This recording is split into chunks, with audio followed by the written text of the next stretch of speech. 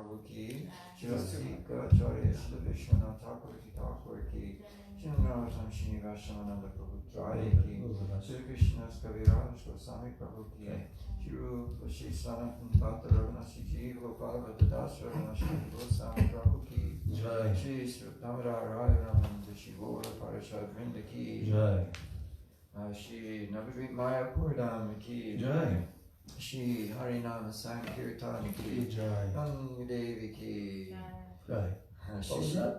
Ganga Devi. Ranga? Ganga. Ganga Devi. Okay. Shri Sri Radha Krishna, Gopa Gopinath Shama Kunda Radha Kunda Giri Govardhan ki, Shri Vrindavan Dham ki, Ganga Devi ki, Shri Purnamasi Bhagavati Yoga Maya ki, Shri Tulsi Maharani Vrinda Devi, Ishwarama Devi, Jagannath Baladev, Subhava Devi, Jai ki Jai, Narasingha Bhagavan ki Jai, Bharatalal Maharaj ki Jai, Bhakti Vaishnava ki Jai, Sarata Bhaktivinoda ki Jai, Jai Gaura Premanande Hari Hari Bol. The auspicious return of Sri Rishabdev Das Prabhu ki Jai. Auspicious for me, yes. Your Braj down. You know what is our favorite word? Jai. Jai. You know, when I first became a devotee and I first started hearing the Jai word, Jai Prabhu, it's used for many things, isn't it?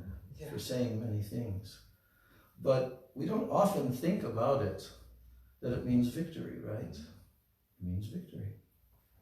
Param Vijayate, Sri Krishna Sankirtanam. You see, it's a very interesting thing that our culture and our lifestyle is entirely centered on becoming victorious, right? Generally, when people think about becoming victorious, they usually think about some kind of battle, some kind of fight, right? The victor, the loser, or even in sports, or whatever it may be in life, right? But in life, we see that most of the time, there is what? Defeat. Yes. Yes. And ultimately, everything ends in defeat at the time of death, is it not? Yes, no matter what you've endeavored. Except if you've endeavored on the spiritual path. Everything's lost, it's gone, wiped out, zero. You start in your next life. But what do you carry with you? You carry with you your activities, the results of your activities. That's what we're studying in the Nectar of Devotion right now. This is the cause of suffering. Klesh Agni is the first. Klesh Agni means complete elimination by burning it up like a blazing fire. All of our what? Sinful activities. Most people in the material world don't have any knowledge at all about why they're suffering or what is the mechanism that causes suffering in this world. Everyone can obviously see that suffering is constantly coming to everybody, right? No one's immune. There's always some suffering. Coming, going, like the waves, as we were discussing. So, but bhakti is a completely transcendental phenomenon. We've been reading about that. When someone is acting on the platform of bhakti, they are not losing, they're gaining. Every single day is gaining. You see? So that means that you were victorious on that day. Victorious against what? The senses. Ultimately against ignorance, illusion, avidya. Because we followed the path of all auspiciousness on that day. I was reading recently, he was telling, one of our acharyas was explaining how one should take account, should tally each day at the end of the day. Oh, Yeah, he's also said that. All of our acharyas say that. I think this was Gurudev. It may have been, but see, the thing about Gaur Govinda Maharaj himself is that he kept a diary. And his diary was written for who? You don't know about his special diary? He had his childhood deity, Gopal Jiu. And every day he made an entry into his diary at the end of the day. My dear Gopal Jiu. I don't know exactly how he worded it. It was worded the same way. Something like, Gopal sees and knows everything, and today I did such and such. It was amazing, his diary. But the thing about the devotees is that we're supposed to examine pretty much each day, keep tally. Have I gained? Have I lost? What is losing for a devotee? Not engaging in Krishna. Yeah? Or wasting time, deviating from the pathway of auspiciousness and jumping into the muddy river of inauspiciousness. But the thing is that no matter what happens to a jiva, they can always turn around. Even a demon, a really heavy demon can even turn around. Well, but you're nothing compared to some of the demons that have completely turned around.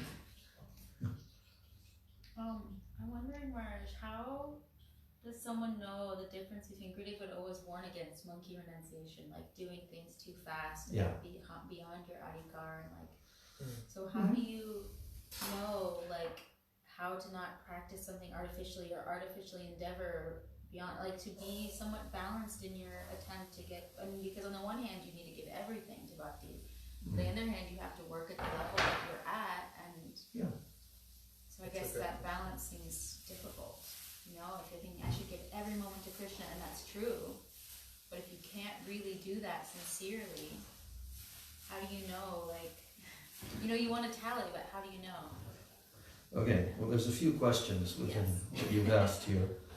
But one thing is, as soon as you said the word try, immediately in my mind came what Gurudev said about trying. To try is bhakti. Yeah. Right here in his room, meeting, and Gurudev was wanting the senior devotees to discuss about his preaching mission and so forth, how to organize. And there were discussions and meetings, and devotees were reporting to Gurudev, and then he wanted to have everybody assemble. And Gurudev was stressing a certain point. It was interesting. He was stressing a certain point that actually, no matter what you will try to do to establish this system of management or any other, thing that will benefit the preaching mission, you should know one thing. That ultimately, kala, time will destroy everything. You should know that.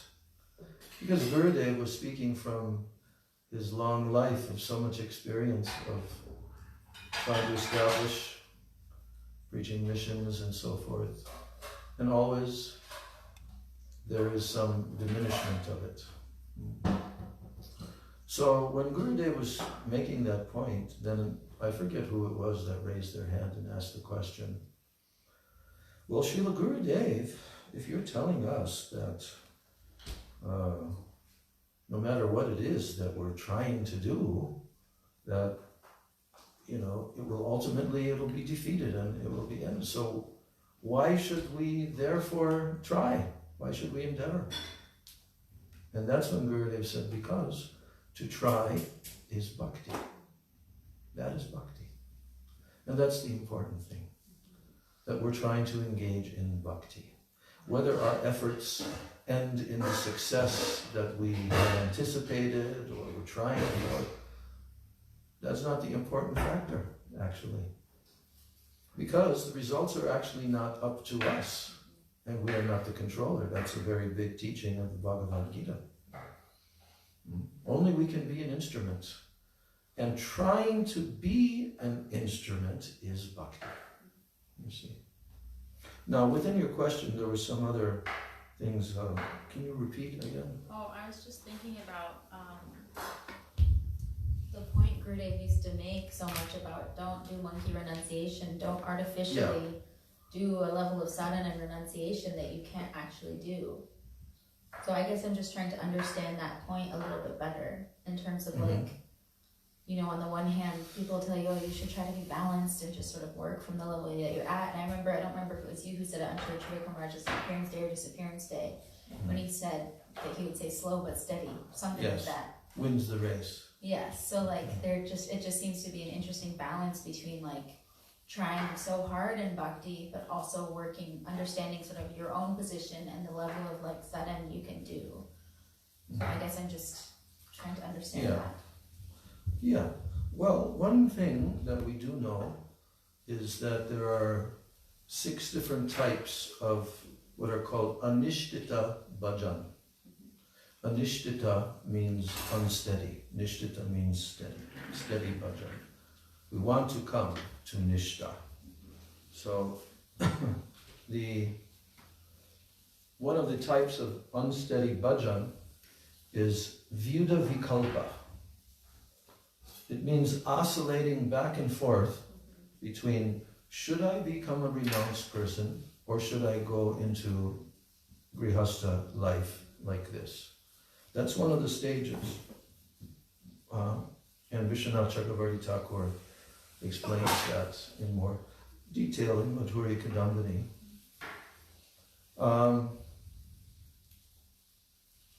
So from that angle of knowing that this is a stage in which you may not be able to decipher yet what you should do. I think, in fact, most devotees will go through that stage most of their life, But, it's never harmful to endeavor very strongly to perform the limbs of bhakti, And we will ultimately, over a period of time, we'll understand what kind of obstacles that there are within ourselves in the form of anarthas and so many other inauspicious things, right? But if we follow the standard program, we try to always stay regulated to the standard that Prabhupada has given, Gurudev has given the same standard basically. If we always endeavor to do that, then Krishna will actually adjust everything. The internal realizations that will come to us, how Krishna will guide us internally, we will have to go through that ourselves. We can also consult. We can consult with especially senior personalities who have some experience and realization. That's also helpful. But when you use the term monkey renunciation, that was actually used by Chaitanya Mahaprabhu to who? Raghunath Das Goswami. Oh. Yeah, Raghunath Das Goswami, when he first came to Mahaprabhu, then Mahaprabhu cautioned him in this way. Because he was practically going mad in the desire to leave everything and just go to the lotus feet of Mahaprabhu. But Mahaprabhu told him, he said that you should go back and you should act like a materialist outwardly, but inwardly, what should you do? You should constantly meditate upon your internal aspirations to serve Krishna, but externally you should show to your family members that you're doing your material duties and so forth, right? So he gave the example, that's when the example was given,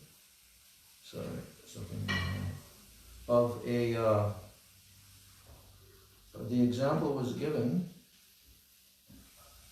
of a lady who has a paramour lover, and she does not want that anyone will find out. It will be a very horrible thing if she's found out.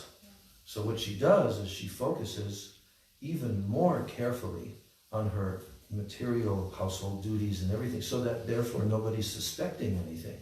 But internally, she's completely absorbed in her paramour. And Mahaprabhu gave that example to Raghunath Das Goswami. And for 1 year he exactly did this. And it's described that he was showing some detachment. He would sleep on the Durga Mandir area, some area that they had a temple, the Durga Mandir, on their property and so forth. And he also took care of some urgent emergency situations that came up regarding tax collector and this and that. He saved a particular situation in the family. So this went on for about a year. Then what happened? Then he met Nityananda Prabhu. Yes. Where? At Paninati. Yes. And what did Nityananda say to him from a distance? A thief. Uh-huh. He tried to go to Mahaprabhu without first coming to me. Yes. Mahaprabhu is my property. Yeah. You're trying to bypass me. Right? Then he called him closer and said, I'm going to punish you now. He put his lotus feet on him, on his head. Then he told him, your punishment is that you have to have this big festival. So in this way, the whole atmosphere became so favorable, and Nityananda Prabhu gave him complete blessings. Very soon you will be released. You know that story. He's the highest example in our entire disciplic succession of how Chaitanya Charitamrita is showing his life path and how he went through different stages in that, right? So then, obviously we know the story that the opportunity arose by the mercy and the arrangement of Lord Nityananda that he could escape. And then he came to Mahaprabhu. And then from there, his renunciation intensified continually for 1 year, you know, more and more deep renunciation. So, and Mahaprabhu was noticing and testing him. So one thing is that we should always understand that we are not practicing vairagya. Vairagya is an offshoot of bhakti. Also Gyan. Gyan and Vairagya, they are concomitant developments when one engages in bhakti. But if somebody is cultivating that separately, then, just like in the definition of bhakti, which we're studying, then it can be unfavorable for bhakti. It will cover bhakti. Too much tendency towards renunciation, right? Or too much involvement in material activities, karma. Karma can cover gyan, mental speculation. There are all these different tendencies that can mix in with bhakti and cause bhakti to actually be covered. Now, you know, the reason why Rupa Goswami is using the term jnana karmadi anavritam. He says that pure bhakti is anavritam. It is not covered by karma, jnana, yoga, anything. Doesn't mean that there's no karma, jnana, and yoga. That's why he used the word covered. Because you have to do some karma. You have to have some jnana, some renunciation like this. But when it is to the extent that it covers bhakti, then we have to change that. So, and the monkey renunciation term, Marakata Vairagi, because externally the monkeys appear to be very renounced, but in actuality their tendency is always completely the opposite. They're only posing externally. So in bhakti, we're not as much concerned about renunciation and increasing renunciation within our life separate from bhakti. Just like on Ekadasi day, what do we renounce? We renounce certain things that we ordinarily enjoy, right? And then also we can do Nirjal Ekadasi, those who are capable can do that. And I can tell you, I've actually seen many times how persons who are not at all advanced in bhakti, they start doing Nirjal Ekadasi, every single Ekadasi, right? And they're able to do that. And they start to become proud. Just see, I'm doing every Ekadasi like this. Now, that's a good thing to do, but it's not a good thing to become proud about it. Neither is it a good thing to boast about it. It's quite the opposite of the mood of bhakti, to make a show, you see. So all these other tendencies can creep in, even when we're doing the actual process, because it depends on what is our attitude, what is our internal mood. The internal mood is part of bhakti. Just like we'll study that in the definition. But ultimately, I mentioned this in a class in these last months, that what actually determines whether something is bhakti or not. Because we can do so many activities. We can clean the floor of the temple, we can cook, we can do deity worship, we can go out preaching, so many things, cutting the lawn. All of these activities are for Krishna. We're doing them in the service of Krishna. But what actually determines whether or not that activity that you're performing is really bhakti? Internal mood. Consciousness. You become isn't it automatically you become happy if you're actually doing bhakti and serving Krishna? Those are symptoms. Yeah, those are symptoms. It's consciousness. So you're conscious of who the object that you're serving, which is Krishna himself. So if there's no actual consciousness of Krishna, then how is it bhakti? Right. But there's even a more very exacting requirement that must be there in order for it to be actual bhakti. Humility. Just like, for example, Jai Govinda is cooking in the kitchen. And we all cook sometimes, right? So that activity is being done by the arms of stirring and cutting and this and that, right? And then it's just transferred onto the Lord's plate, and then it's brought to the deities and put on the altar, and mantras and prayers are all executed in that process, right? But what really determines whether or not that entire activity was truly bhakti? And when I say bhakti, I'm talking about pure bhakti. If it's favorable for Krishna.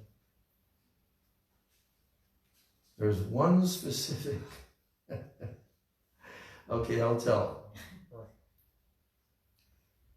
That in the process of doing that, as you're stirring and as you're, doing all those activities, or even as you're mopping the temple room floor, all these things, there's one specific thing that has to be there.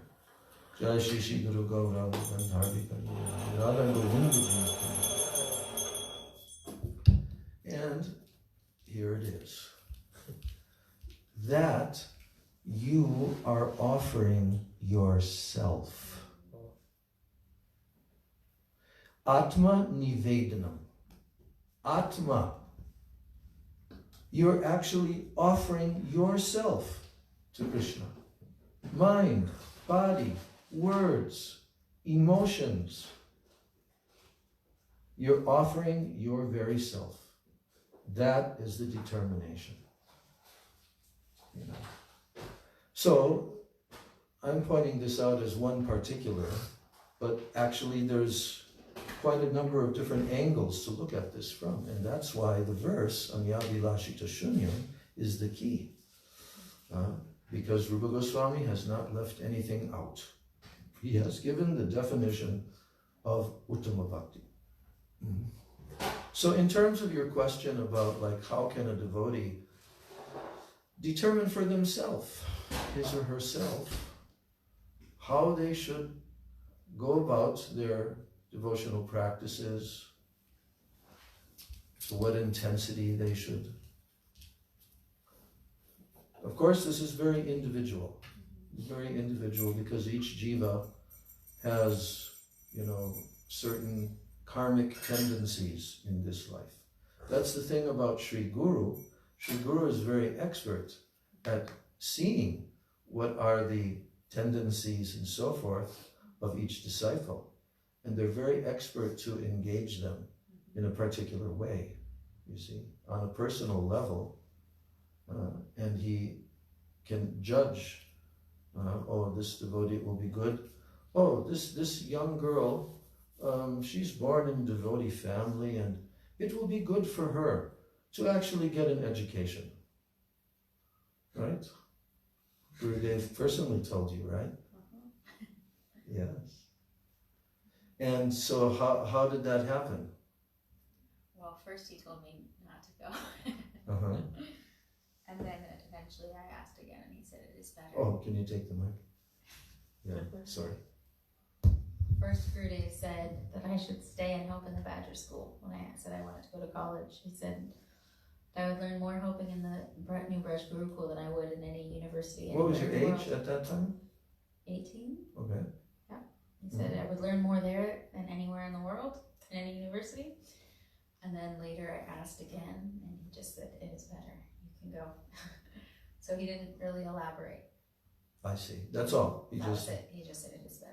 Now, how much time elapsed between those 4 years, maybe? So you were around 20 by that time? 22, yeah. 22, when you decided to go? Yes.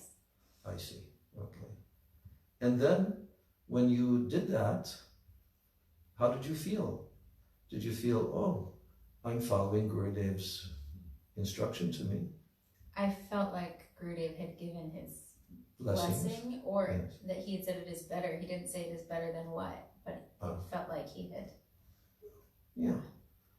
Like I was doing something under his guidance and not Yes. simply by, it was my own desire, but it was not Yeah. simply by my own desire, it was by his Yes. blessing for that. Oh, but I've also seen quite a few cases. If I start remembering, I can think of different cases. There was one girl in Australia, and she became a lawyer, right? Told many of the girls to go to college. Many of them. Yes, he did. He did.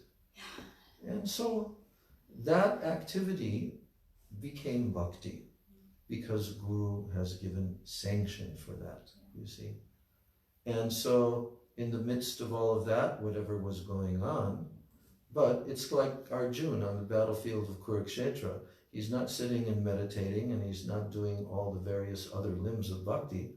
He's basically destroying millions of soldiers, you know. And in that activity, it's not that he's necessarily thinking of Krishna in his threefold bending form, but his actual bhav is absolutely serving Krishna, 100%. You see? So that became pure bhakti, see?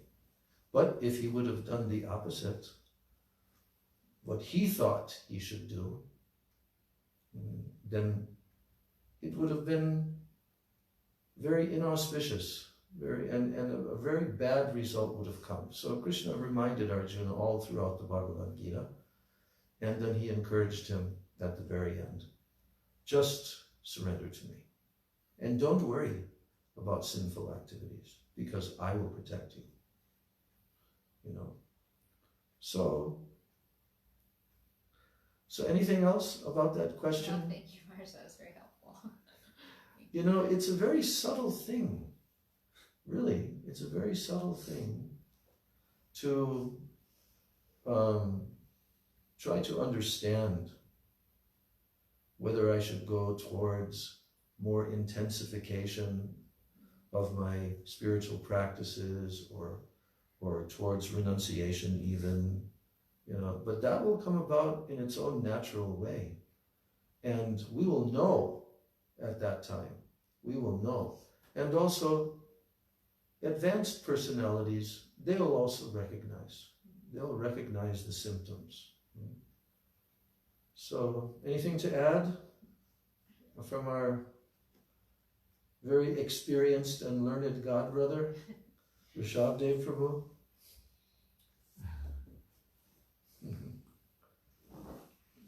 Well, you said it already, but Sri Guru gives a suggestion for our lifestyles. So if we just take up that, then if we're going to take up more than that, doing, following regulative principles, morning and evening program, chanting a fixed number of rounds and trying to increase that. If we're going to do anything more than that, then we'll have to take the,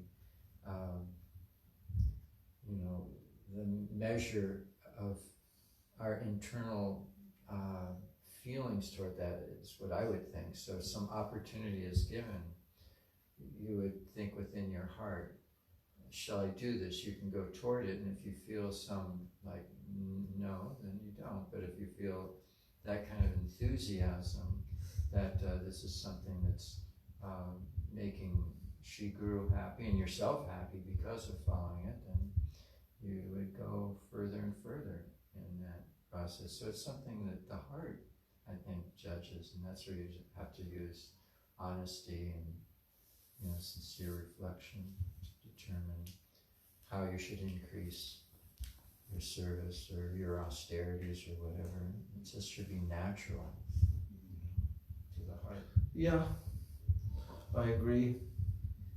You want to say something? Yeah, just in regards to what Rishabdev said, I feel like I just want to say by practical experience, when I first got here, I was only able to handle like 2 hours of seva a day, and I was like tapped out. I was like, whoa, I couldn't. I was on the road for 5 months prior. I wasn't like in the temple for some time, and then now I'm noticing very naturally in a way that's very pleasing too. I'm doing significantly more seva, more laborious too, and more time out there doing seva, and I'm just like happy doing it. It's just really enjoyable. But before, like 1.5, 2 hours, I was like tapped out, doing good for the day, but now it's just like a whole different feeling. And also, you've been doing very regulated and very good standard of sadhana and following the limbs of bhakti, shravanam, kirtanam, and so forth. You've been staying very regulated. And so this is really a key in the stage of Vaidhi sadhana bhakti, that when regulation is followed as strictly as one can, not only for the sake of regulation, but because you're relishing this, you want to do this. Like Prabhupada explains right in the Nectar of Devotion, he explains how in the beginning a devotee begins to follow, waking up for Mangala Arti and chanting and all of these different rules and regulations. But in the beginning, he may not necessarily have a taste for it, but he does it because it is the order and follows it. But in some course of time, then he begins to like doing this. He begins to experience something that gives very great joy and satisfaction in the heart. So the whole process of bhakti is like that. You know, there will be circumstances that arise in everyone's life where they will be challenged in many, many ways, physically, mentally, emotionally, like this. They'll be challenged. But the whole key of a devotee's life is to just humbly go on and do your very level best in your circumstances. And Krishna knows when you're really trying. It may come to a point, probably will for everybody, where all you can do is lay down and chant in your mind. Okay? But in the younger body, there's a lot of energy. Prabhupada always used to say about his young disciples, how they have so much youthful energy, and they should use this for serving Krishna, right? And that's what everyone did. Everyone didn't have other preoccupations. They were using it fully to serve Krishna, you know. So the capacity is given by the laws of nature, right? You have a young, very strong, very energetic body. You can go on a bike ride for 20 miles uphill in Badger, California, huh?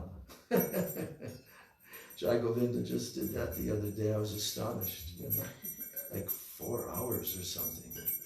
Oof. So, see, Krishna's giving the capacity.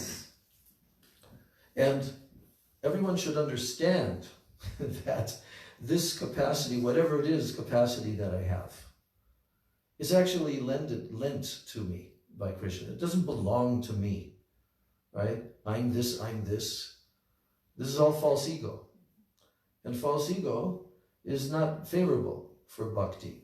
So we should always humbly use our energies to the maximum degree to serve Guru and Krishna, right? To the maximum degree we should push. And limitations will automatically be coming due to so many circumstances, illness, old age, whatever, injuries, complications coming, so many tests in the mind, all of this. But you know what? If we go on chanting Harinam, we will cross over. We'll definitely cross over. And so, like, you know, the nice program that I'm seeing, the two of you especially coming to Kirtan every day, doing Kirtan, morning, evening, reading Chaitanya Charitamrita, chanting, artiks, seva, so much seva, even your children seva. I was, because I can hear sometimes when you're out there and you're teaching the kids, like in the courtyard area. And I heard you teaching, what was it? Gauranga, I think. Gaur Krishna, yeah, the reading. And I was just admiring what kind of very sweet-natured patience she is exhibiting, you know, having gone through all levels of education, you know. And I thought, she's actually, I could understand that you were feeling happiness in doing this, you see. And that's what bhakti is. Bhakti is a service mood, serving Krishna, Guru, Vaishnavas especially, little Vaishnavas also. This is very special seva actually, you know. So we should continue doing like this in our life and becoming more and more absorbed, especially in the transcendental nectar of Harikatha. That is really the focus. Harikatha, the Shastras, the books that have been given to us by our Acharyas, reading them, studying them, going to classes, hearing lectures by exalted person. We have, the whole internet is full of pure devotees giving lectures, you know. So there's no scarcity at all. You know, we have so much facility to be absorbed. And there is no question, no doubt at all that we will be happy. When we're engaged in this way, we will be happy. And then things will become very clear. And we'll have so many realizations actually, practical realizations that really this is the best thing in life. There's nothing else that can compare at all. You know, no field of activity and industry or work. The best activity is the limbs of bhakti. And bhakti is so amazing that even if we have to be in the material world, which most devotees do, they have some kind of activity that they do in the material world to maintain themselves, but that can also be completely bhakti. Remembering Krishna, serving Krishna internally, with the mind, with the emotions, because that's what it means, anushilanam. It means with the mind, body, words, and emotions, those four things. So, very fortunate. We're very, very, very fortunate jivas. And so we should take advantage of it. When we do that each day, then we can actually say, yeah, it was a good day. I tried to stay engaged as fully as I could. And now I'm going to go to sleep for a few hours, and hopefully I'll think about Krishna, and then tomorrow I'll do it again. And it will be the perfect life. Okay. Wherever we are on the planet, you know. And Krishna has arranged that too, by the way. Krishna arranges where every jiva is, right? Where we are at the present time. It's all arranged by Krishna. So today was more a kind of like open discussion, and I'll just read a couple of sentences before the clock ticks by. Yes.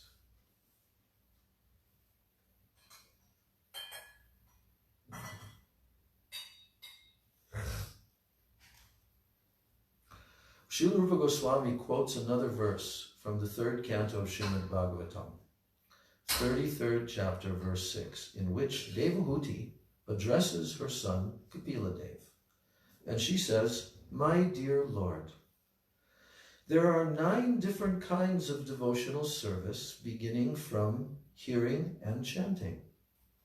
Anyone who hears about your pastimes, who chants about your glories, who offers you obeisances, who thinks of you, and in this way executes any of the 9 kinds of devotional service, even if he is born in a family of dog-eaters, he becomes immediately qualified to perform Vedic sacrifices." So, Prabhupada is saying, as such, how is it possible that anyone actually engaged in devotional service in full Krishna consciousness has not become purified? Is that possible? That if someone's engaged, actually, he uses the word actually, because it's not just external. How is it possible that anyone actually engaged in devotional service in full Krishna consciousness has not become purified? It is not possible, he says. One who is engaged in Krishna consciousness and devotional service has, without doubt, become freed from all contaminations of material sinful activities. Devotional service, therefore, has the power to actually nullify all kinds of reactions to sinful deeds. A devotee is nevertheless always alert not to commit any sinful activities. This is his specific qualification as a devotee. Thus, Srimad Bhagavatam states that by performing devotional service, a person who was born even in a family of dog-eaters may become eligible to take part in the performance of the ritualistic ceremonies recommended in the Vedas. It is implicit in this statement that a person born into a family of dog-eaters is generally not fit for performing yajna or sacrifice. The priestly caste in charge of performing these ritualistic ceremonies recommended in the Vedas is called the Brahmana order. And unless one is a Brahmana, he cannot perform these ceremonies. And a person is born in a Brahmin family or in a family of dog-eaters due to his past activities. If a person is born in a family of dog-eaters, it means that his past activities were all sinful. But if even such a person takes to the path of devotional service and begins to chant the holy name of the Lord, Hare Krishna, Krishna Krishna, Hare Hare, Hare Rama, Rama Rama, Hare Hare, he is at once fit to perform the ritualistic ceremonies. This means that his sinful reactions have immediately become neutralized. So that's pretty deep, right? Yeah. Pretty deep. And that's the subject matter that is first being approached by Rupa Goswami. What is causing suffering in this world, klesha, and how pure devotional service actually burns up all causes, all sinful activities of klesha. That's the first symptom. And then what the second symptom is, all auspiciousness comes into their life. So this is in the stage of sadhana. All the way through, these things will be increasing more and more. Time is gone. Gaur Premanande. Srila Rupa Goswami Kada ki jai, Srila Bhakti Rasamrita Sindhu ki jai, Srila Prabhupada ki jai, Nectar of Devotion ki jai, Samaveta Bhakta Vrinda ki jai, Nitai Gaur Premanande. Kripa Sindhu Vira Jam Patitanam Pavanekyo Vaishnavi.